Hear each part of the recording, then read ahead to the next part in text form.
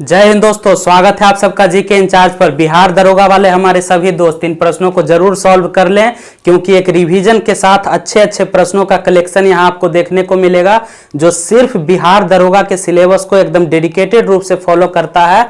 और इन प्रश्नों को इसी वीडियो में मौखिक रूप से याद भी कर लें बहुत आसानी से, और बहुत कम समय में अच्छे अच्छे प्रश्नों का संग्रह आप लोगों के लिए लाता हूं। एकदम खतरनाक प्रश्नों को आप लोगों के सामने आज रखने का प्रयास है।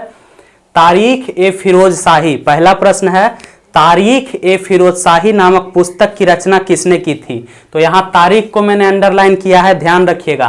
तारीख ए फिरोज शाही के रचनाकार जो थे वह इतिहासकार जियाउद्दीन बर्नी थे। ऑप्शन में मिलेगा बर्नी।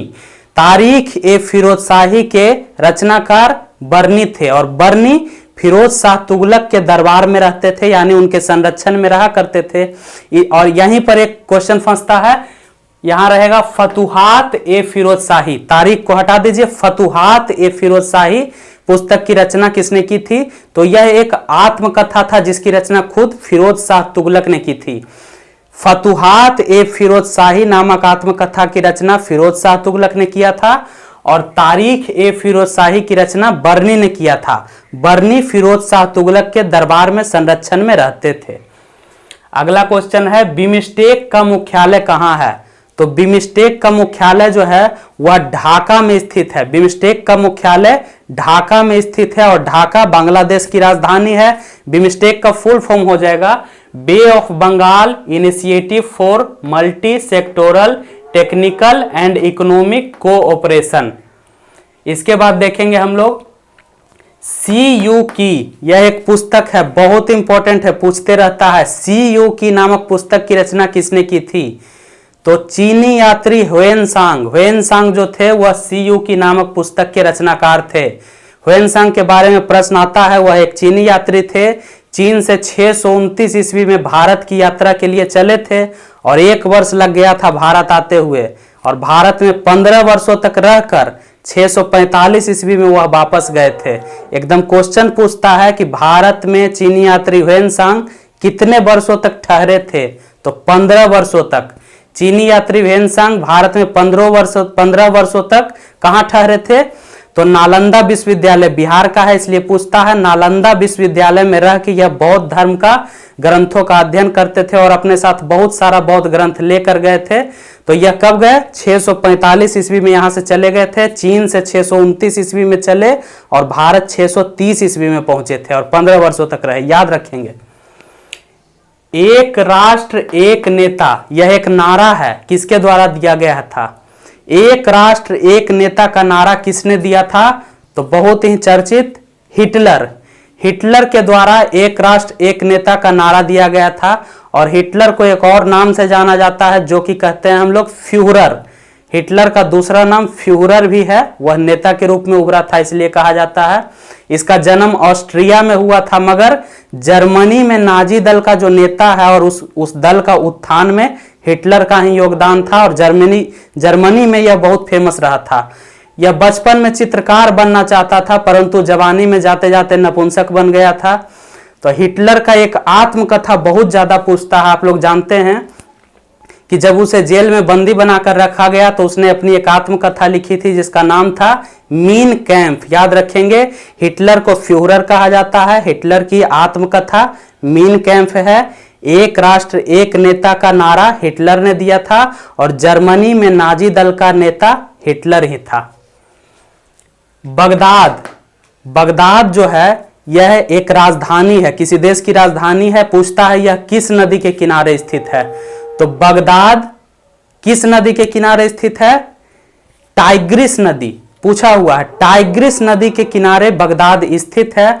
और यह किस देश की राजधानी है?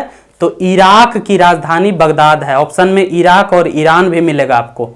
ईरान की राजधानी तो तेहरान है, इराक की राजधानी बगदाद है, और टाइग्रिस नदी के किनारे स्थित शहर बगदाद है। बगदाद को एकदम याद रखेंगे इसी तरह से। और इसके बाद आप आगे देखेंगे रोम शहर तो एक चर्चित शहर है, जो कि इटली की राजधानी है। रोम इटली की राजधानी है, और यह किस नदी के किनारे स्थित है? तो रोम जो है वह टाइबर नदी के किनारे स्थित है। दोनों को मैं एक जगह लेकर आया हूं। रोम टाइबर नदी के किनारे स्थित है और वहीं बगदाद टाइग्रिस नदी के किनारे स्थित है, याद रखेंगे।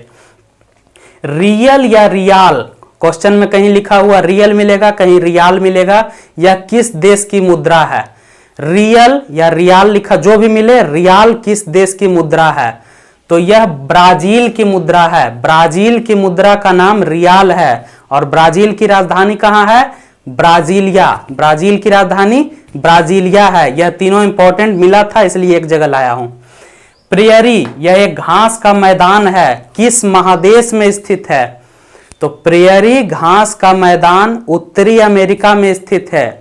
प्रेयरी घास का मैदान उत्तरी अमेरिका में स्थित है। नक्शे में आप देखेंगे उत्तरी अमेरिका में सबसे ऊपर कनाडा है और उसके बाद संयुक्त राज्य अमेरिका का स्थान है। तो अगर देश पूछ दे कि प्रेयरी घास का मैदान किस देश में है, तो कनाडा और उत्तरी अमेरिका, संयुक्त राज्य अमेरिका दोनों में, इसलिए इसे याद रखेंगे। प्रेयरी संयुक्त राज्य अमेरिका और कनाडा में स्थित है। अगर महादेश पूछे तो उत्तरी America. Law of electrolysis, law of electrolysis यानी कि विद्युत अपघटन का नियम, यह किसने दिया था? फैराडे ने। ऑब्जेक्टिव इसी तरह का आता है, विद्युत अपघटन का नियम या लॉ ऑफ इलेक्ट्रोलाइसिस यह किसने दिया था? तो फैराडे ने दिया था। इसके बाद बहुत ही एक चर्चित प्रश्न बीपीएससी में भी मैंने देखा है, स्फिंक्स कहां स्थित है? एकदम शॉर्ट में डालता है, स्फिंक्स कहां स्थित है? तो यह जो है गीजा का महान स्फिंक्स मिस्र में स्थित है। इसका पूरा रूप से देखेंगे आप तो गीजा का महान स्फिंक्स मिस्र में स्थित है। स्फिंक्स जो है उसमें एक मूर्ति बनाया गया है जो कि चूना पत्थर से निर्मित है और उसका जो शरीर है वह शेर का है और उसका जो चेहरा है वह एक स्त्री का है, यानी एक मानव का है।